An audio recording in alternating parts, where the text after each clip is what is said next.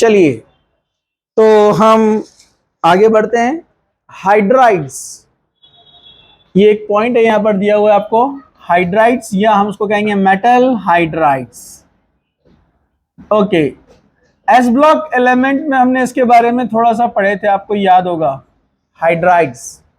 और अभी previous lecture में भी मैंने आपको बताया कि मेटल हाइड्राइड्स, मेटल का रिएक्शन देखा ना हमने डाइहाइड्रोजन का, तो वो डिफरेंट मेटल हाइड्राइड्स बनाते हैं। जैसे मैंने कहा था कि अगर हम फर्स्ट ग्रुप के एलिमेंट्स लेते हैं, जैसे फर्स्ट ग्रुप के एलिमेंट्स कौन कौन है, lithium, sodium, potassium, rubidium, caesium, francium तो रेडियो एक्टिव, अभी उसको छोड़ दीजिए। तो यहाँ पर ये फर्स्ट ग्रुप जो है, जिसको हम फर्स्ट ए ग्रुप कहते हैं पीरियोडिक टेबल के अंदर, उसके बहुत सारे ये हाइड्राइड्स बनते हैं। जैसे बनते हैं LiH, lithium hydride, sodium hydride NaH, वैसे कौन बनता है KH, potassium hydride, RbH, rubidium hydride. अब आगे के थोड़े स्टेबिलिटी का प्रॉब्लम, चलिए हम आगे बढ़ते हैं।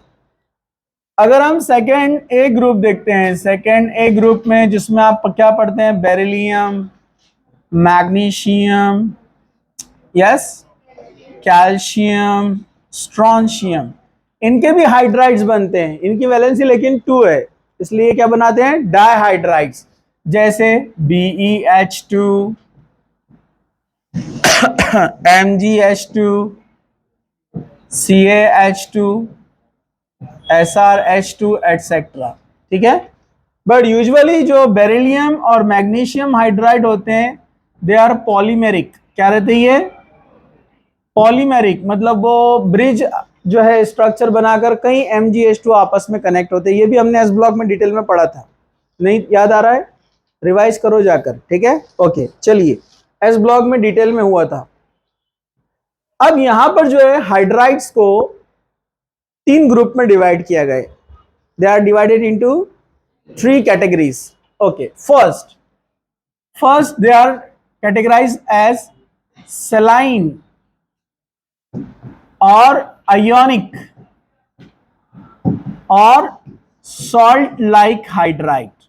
ये फर्स्ट क्लासिफिकेशन, सलाइन, आयोनिक और सॉल्ट लाइक हाइड्राइड्स। तो जैसे ये वाले जितने भी दिख रहे हैं आपको, they are saline hydrides. Okay, क्योंकि यहां पर अपने को पता है इलेक्ट्रोनिगेटिविटी डिफरेंस क्या होता है, डिफरेंस ज्यादा रहेगा।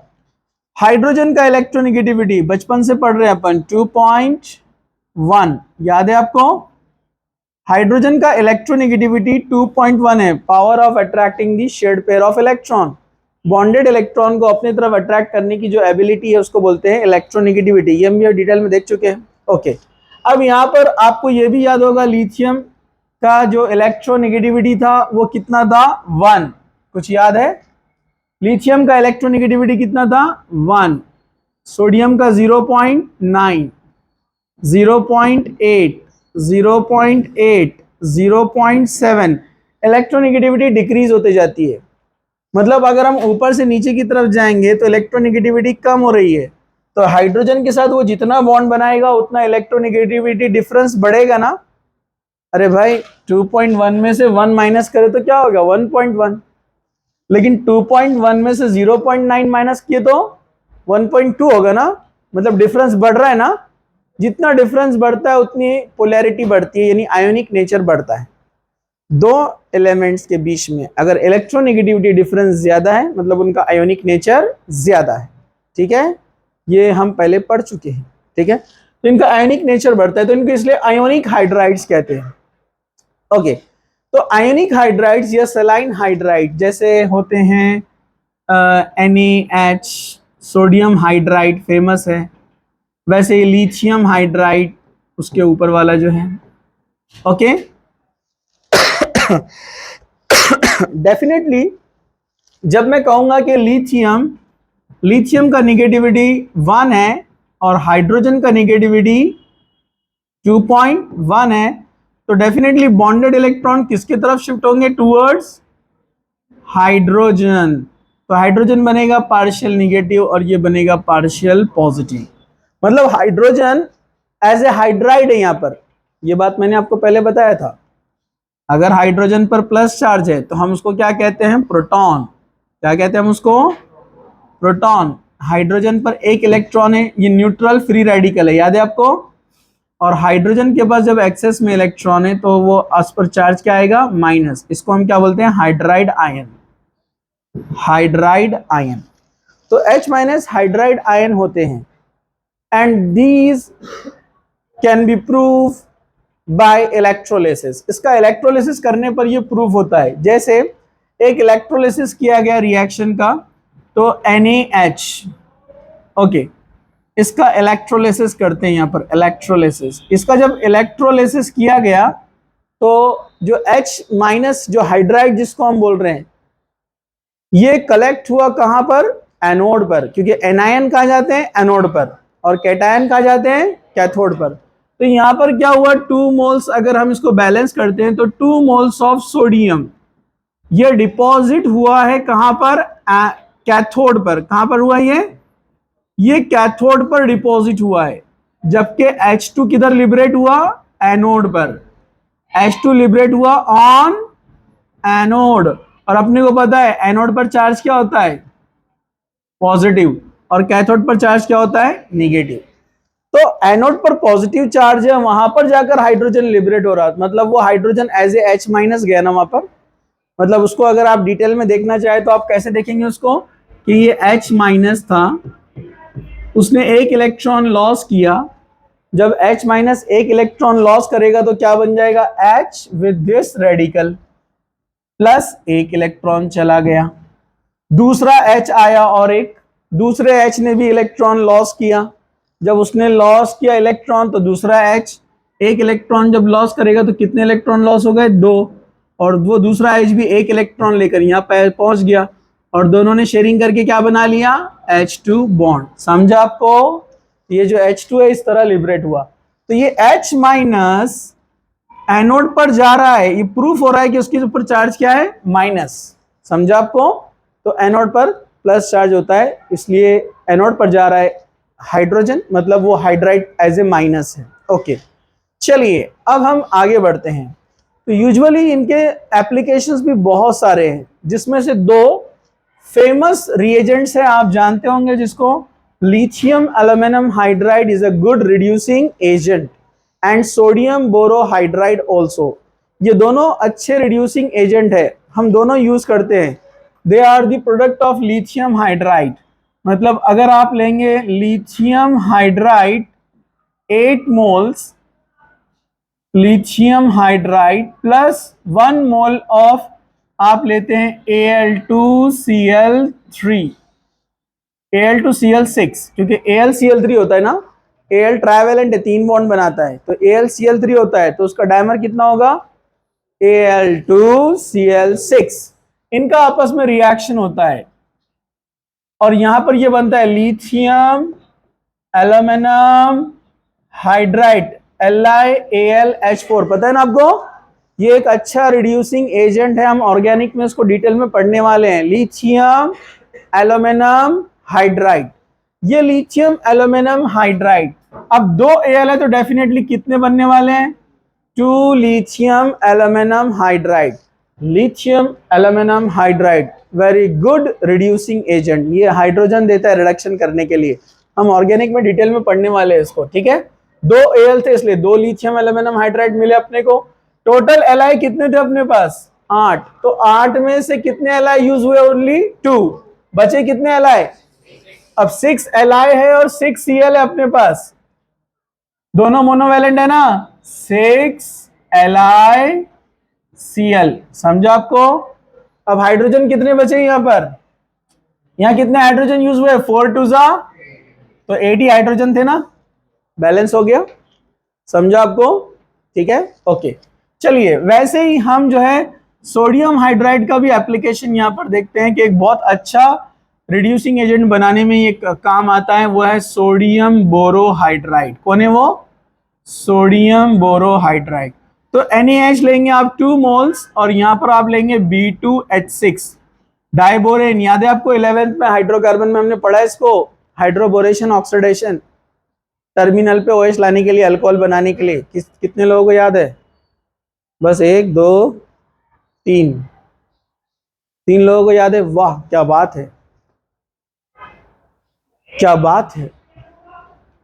मैं आपको बाद में एक शेर सुनाऊंगा, अभी इधर देखो आप लोग।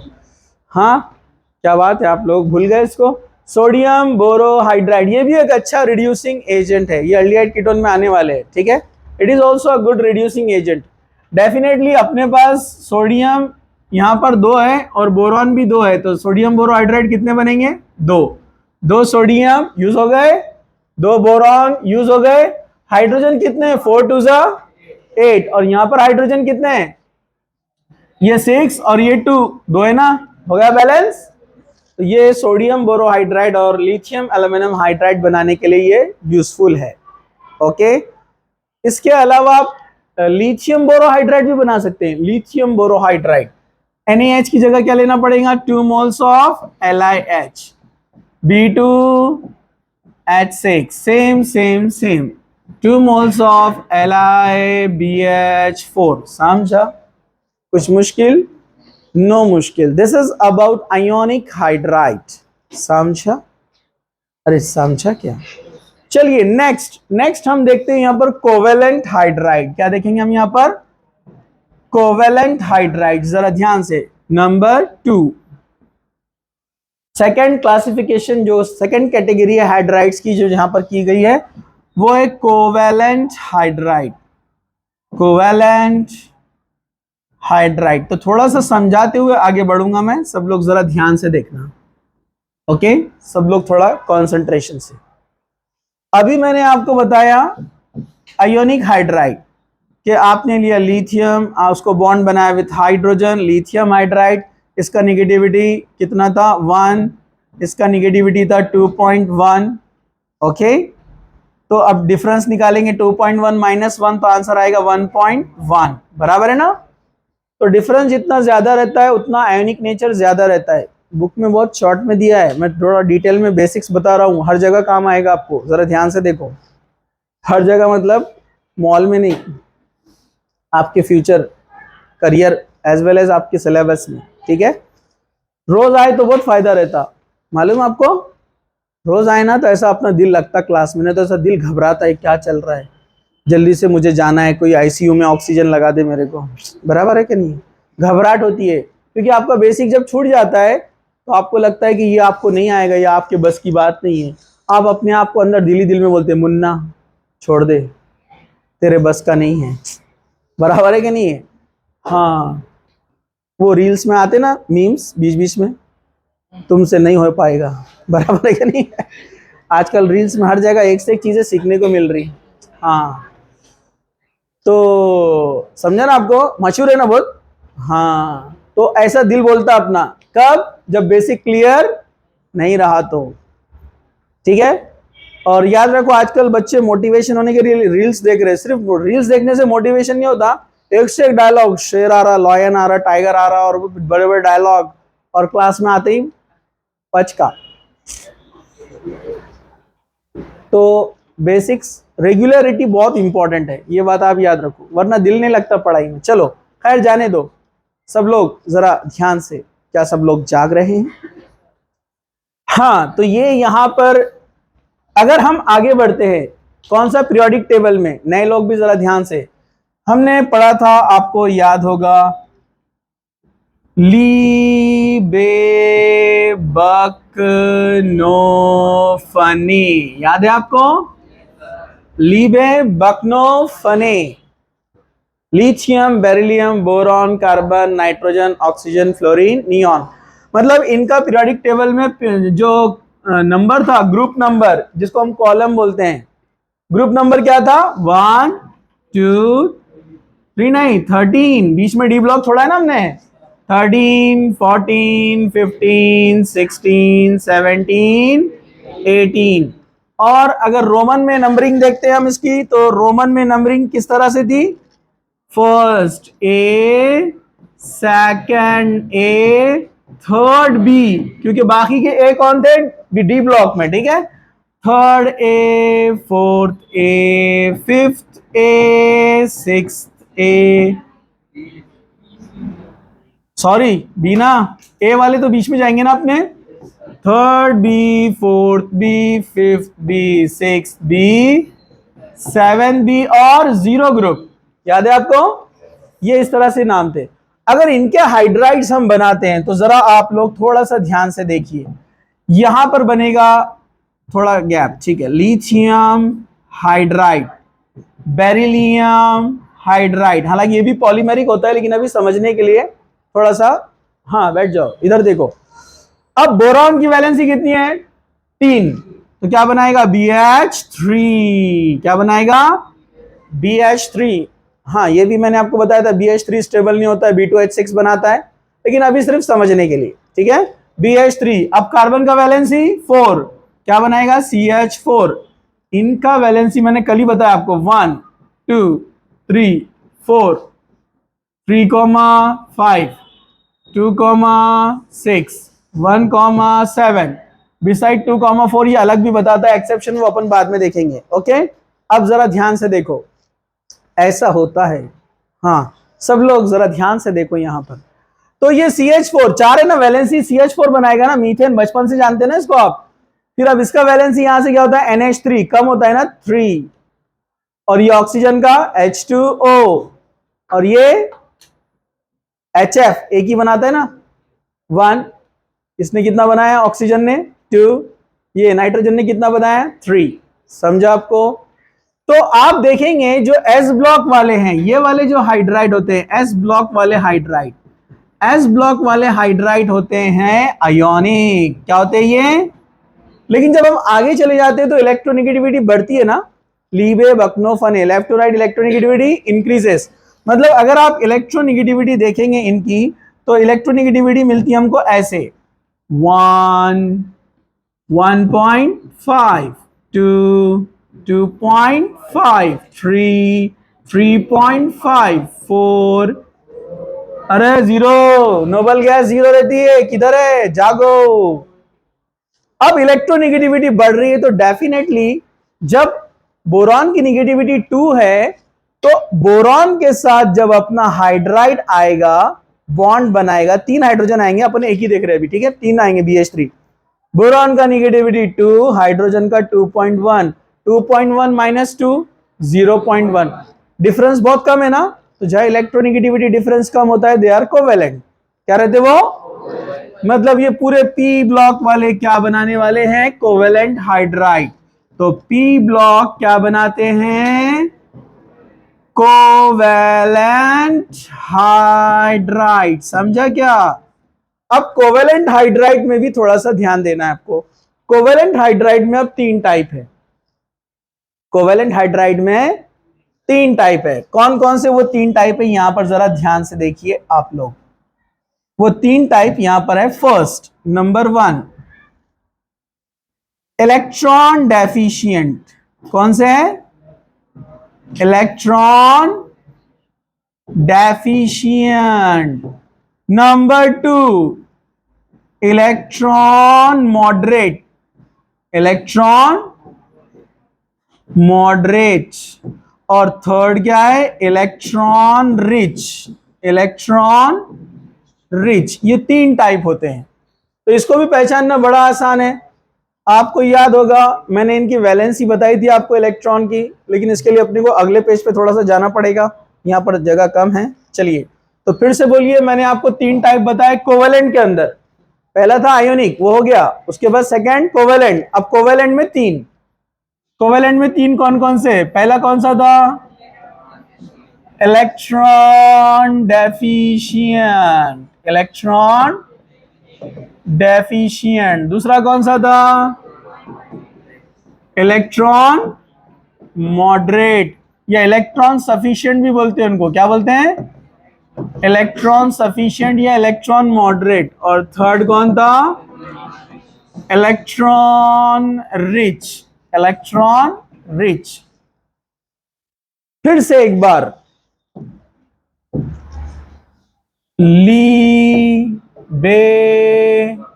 अब लीबे तो आयनिक है ना, इनको छोड़ दो ना। अब कहां से आते अपन?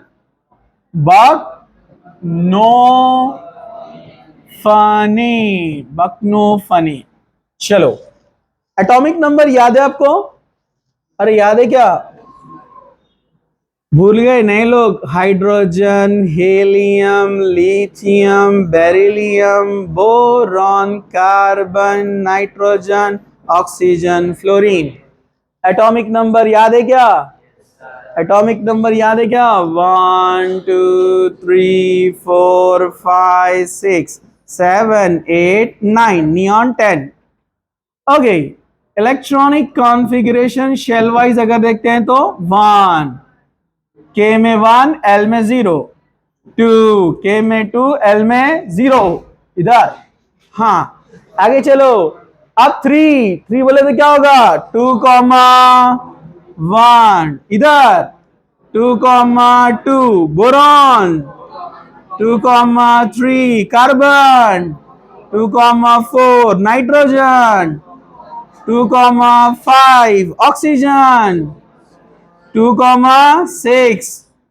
उसके बाद कौन है? Fluorine 2 comma 7। तो लास्ट शेल वाले जो इलेक्ट्रॉन है, ये लास्ट शेल वाले, इनको वैलेंस इलेक्ट्रॉन बोलते हैं। इसके वैलेंस इलेक्ट्रॉन 1, इसका 2, इसका 1 2 3 4, ये वैलेंस इलेक्ट्रॉन है। तो मैं अभी ओनली वैलेंस इलेक्ट्रॉन लिख रहा हूं, जरा ध्यान से सब लोग देखने का। ओके, बोरॉन के वैलेंस इलेक्ट्रॉन कितने हैं? कितने? अरे 3 ही है ना। वैलेंस इलेक्ट्रॉन कितने बोरॉन के? 3, तो वैलेंस इलेक्ट्रॉन 3। कार्बन 4। कुछ मुश्किल? नो मुश्किल। अब यहां पर देखो, boron, boron with 3 electron, carbon with 4 electron, nitrogen 5, जिसमें से लेकिन अनपेड कितने होते हैं? अरे बोलो ना। और 2 क्या रहते हैं? लोन पेयर के अंदर 2 इलेक्ट्रॉन। समझा आपको? याद है क्या? अरे याद है कि नहीं है? याद है? हाँ, चलो। ऑक्सीजन, सिंगल इलेक्ट्रॉन कितने होते हैं? 2, और बाकी क्या होते हैं? Lone pair. क्या होते हैं? Lone pair. Fluorine, only 1 single, बाकी क्या होते हैं? Lone pair, lone pair, lone pair. समझा? जो सिंगल इलेक्ट्रॉन है वही बॉन्ड में पार्टिसिपेट करते हैं। चलो अब बोलो, हाइड्रोजन अपना एक इलेक्ट्रॉन आएगा बॉन्ड बनाने के लिए। ये देखो, हाइड्रोजन आ गया, शेयरिंग किया, बॉन्ड बन गया, बन गया। दूसरा हाइड्रोजन आया, शेयरिंग किया। तीसरा हाइड्रोजन आया, शेयरिंग किया। इलेक्ट्रॉन दिख रहे ना आपको? हाँ, तो 3 बॉन्ड बन गए।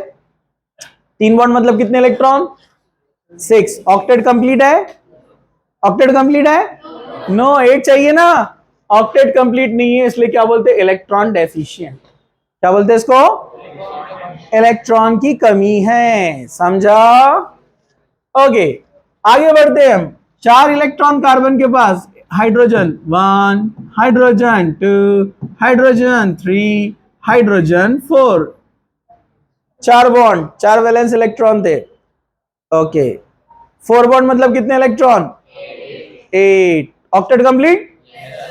इलेक्ट्रॉन सफिशिएंट बोलते हैं इसको। क्या बोलते हैं? जितने चाहिए था उतने मिल गए।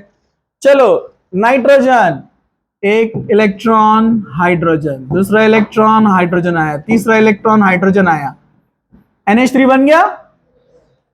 अरे बोले ना, ऑक्टेट कंप्लीट है। 3 बॉन्ड, 6 इलेक्ट्रॉन और लोन पेयर। ऑक्टेट कंप्लीट है ना? लेकिन वो हाइड्रोजन से बाइंडेड नहीं है ना। हाइड्रोजन के अलावा एक्सेस में इलेक्ट्रॉन है वहां पर, इसलिए इसको क्या बोलते हैं? Electron rich. समझा? ये भी क्या में आएंगे? Electron rich. ये भी क्या में आएंगे? Electron rich, HF। इसलिए ये हुए इलेक्ट्रॉन डेफिशिएंट। कौन सा? 13 ग्रुप, इलेक्ट्रॉन डेफिशिएंट। 14 ग्रुप क्या हुआ? Electron sufficient. और यहां पर 15 16 17 क्या हो गए? Electron rich. समझा? और वो तो हाइड्राइड बनाएगा नहीं क्योंकि ऑलरेडी स्टेबल है, उसके पास 8 इलेक्ट्रॉन कंप्लीट होते हैं। और याद है कि नहीं आपको? समझा? अरे समझा क्या? जागते रहो, जागते रहो। ओके, सब लोग जाग रहे हैं। हमारे साथ एक स्टूडेंट था, मतलब दोस्त, कॉलेज में। वो रोज आना रात में हमारे पास पढ़ने के लिए आता था रूम पर, बोलता था आज मेरे को बहुत पढ़ना है, चाय लेकर आओ, आज मैं सोऊंगा नहीं। वो चाय पीता था और जैसे ही 10 बजते थे ना, जबान बाहर वैसे ही सो जाता था। पूरे बच्चे उसको देखते थे ऐसा, मतलब 4-5 थे बच्चे। नेक्स्ट डे आता था वो, नेक्स्ट डे आता था, नेक्स्ट डे आकर बोलता था आज 2 कप चाय लाओ, आज मैं बिल्कुल नहीं सोने वाला। वो 2 कप चाय पीता था और फिर 10 बजते ही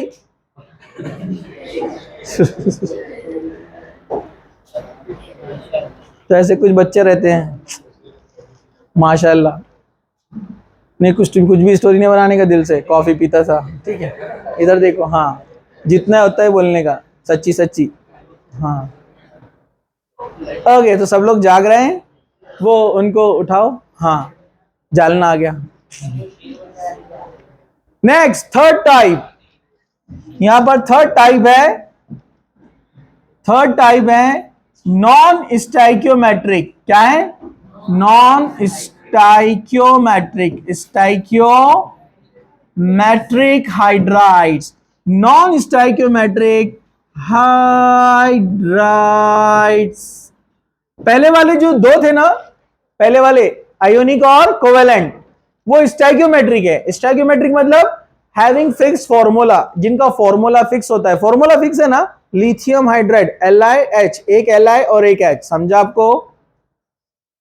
कोवेलेंट हाइड्राइड भी स्टाइक्योमेट्रिक है, जिसका भी फॉर्मूला बैलेंस होता है। स्टाइक्योमेट्रिक मतलब बैलेंस फॉर्मूला, ठीक है।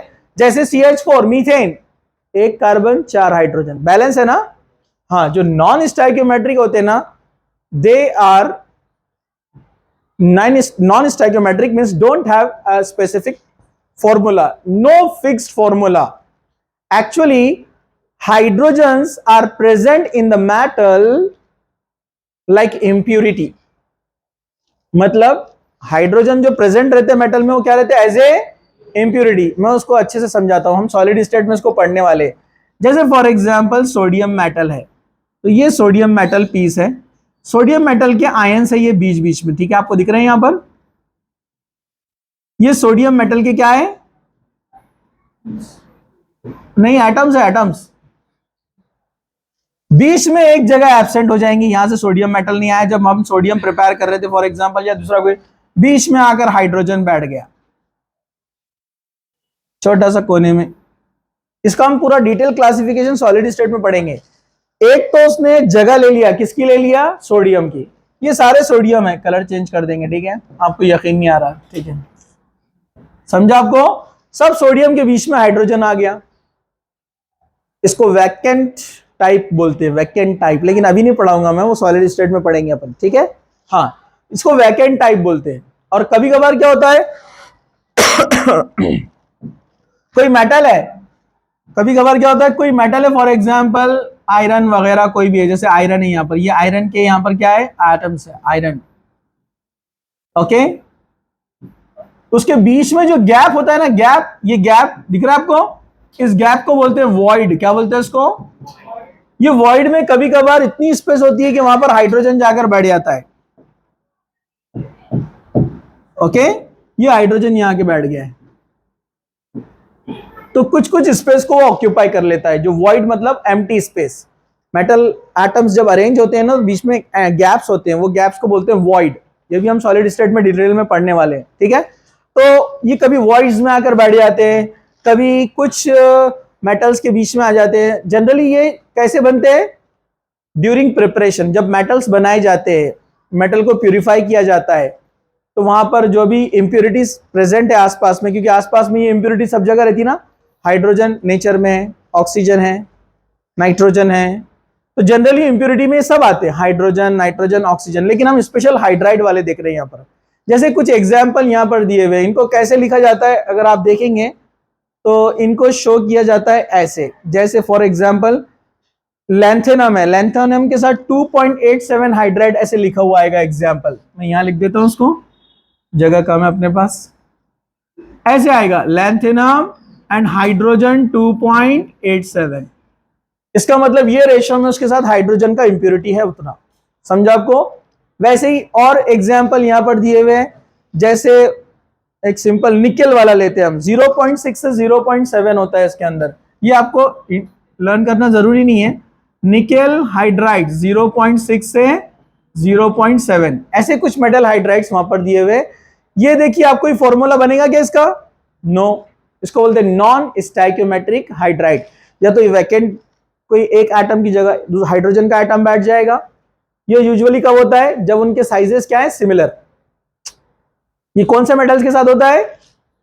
जब उनके एटॉमिक साइज क्या है? Nearly same. क्योंकि जब हाइड्रोजन का एटॉमिक साइज और मेटल का एटॉमिक साइज सेम रहेगा तो उसके वॉइड में थोड़ी जाकर बैठ सकता है, उसके तो बराबर रहेगा ना, तो वैकेंट साइड में जाकर बैठता है, समझा आपको। लेकिन जनरली अगर मेटल्स का साइज क्या है? बिग, तो उसके बीच में की जो गैप है, वॉइड है, वो ज्यादा रहेगा ना, तो उसके अंदर हाइड्राइड जाकर बैठ जाते हैं वॉइड में, गैप में। ऐसे डिफरेंट टाइप के बनते हैं नॉन स्टाइकियोमेट्रिक। डिटेल आएंगी विद एक्सप्लेनेशन सॉलिड स्टेट के अंदर। So this is about hydrides. Okay, ठीक है।